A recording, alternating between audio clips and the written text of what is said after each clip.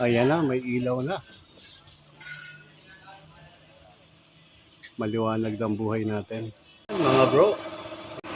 Parang may ilaw na tayo kasi tinanong na ako ni Bunso kung pwede na lang lagyan. Okay. So may ilaw na yan. Meron na po. Okay, good. Kasi tinatanong niya ako kung pwede na lang lagyan. Sabi ko, okay. Ayun mga bro, magandang hapong muli. Painting works tayo ngayon dito sa ginagawa nating munting project. Itong may swimming pool. Kasama ko ngayon dito yung ating pintor, si Dante. Ayan, shout out. Ayan, taga Noveleta. Shout out po sa inyong